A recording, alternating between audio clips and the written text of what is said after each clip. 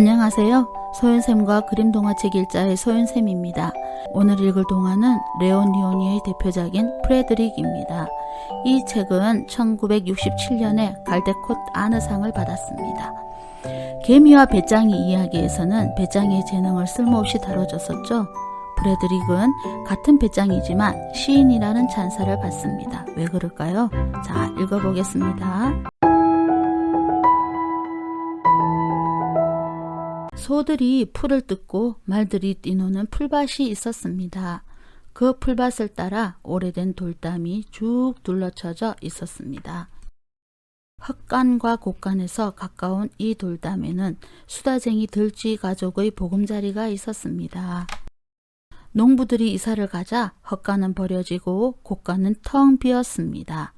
겨울이 다가오자 작은 들쥐들은 옥수수와 나무 열매와 밀과 즙을 모으기 시작했습니다. 들쥐들은 밤낮 없이 열심히 일했습니다. 단 한 마리, 프레드릭만 빼고 말입니다.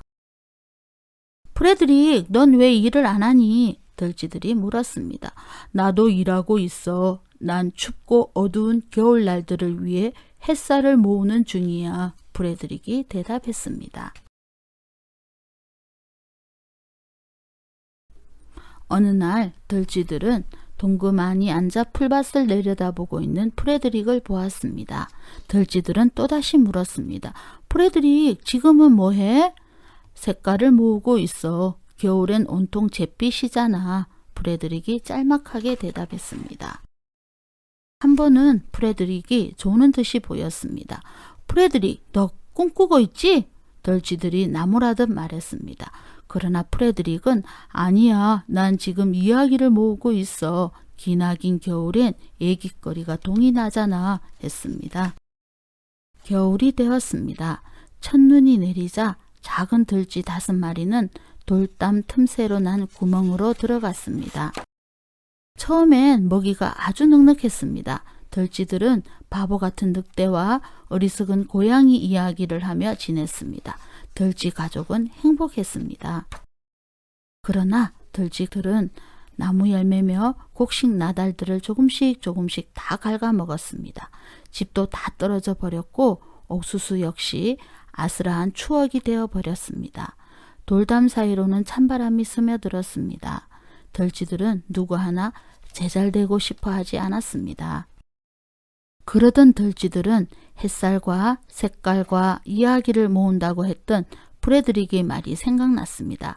내 양식들은 어떻게 되었니? 프레드릭, 들쥐들이 물었습니다. 프레드릭이 커다란 돌 위로 기어 올라가더니 눈을 감아봐. 내가 너희들에게 햇살을 보내줄게. 찬란한 급빛 햇살이 느껴지지 않니? 했습니다. 프레드릭이 햇살 얘기를 하자 4마리 작은 들쥐들은 몸이 점점 따뜻해지는 것을 느낄 수 있었습니다. 프레드릭의 목소리 때문이었을까요? 마법 때문이었을까요? 색깔은 어떻게 됐어, 프레드릭? 들쥐들이 조바심을 내며 물었습니다.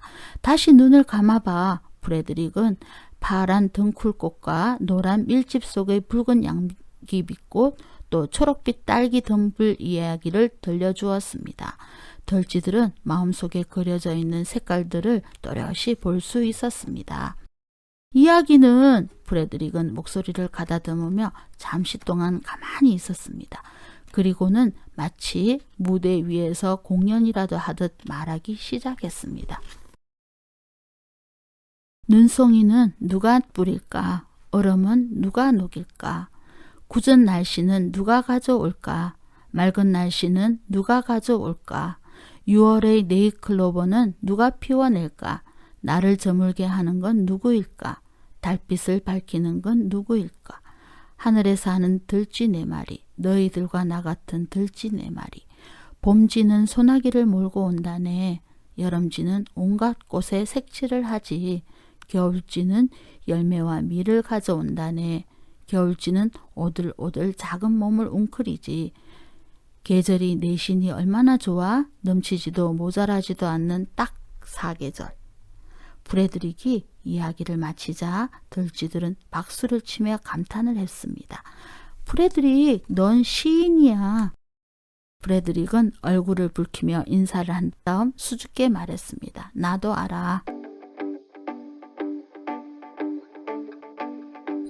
아무도 알아주지 않아도 프레드릭은 묵묵히 자신의 일을 합니다. 나도 일하고 있어 라고 말한 프레드릭의 용기와 당당함이 멋집니다. 이 책의 독후 활동은 아이가 프레드릭이 되어 시를 읊는 것입니다. 프레드릭의 시가 힘든 겨울을 이겨내게 하는 힘이 되어 주었으니까요. 이 책을 읽은 아이들은 어떤 일이든 자신의 일을 꿋꿋하게 해내며 자신 있고 당당하게 말할 수 있을 것입니다. 나도 하고 있어 라고 말이죠. 새해 복 많이 받으세요.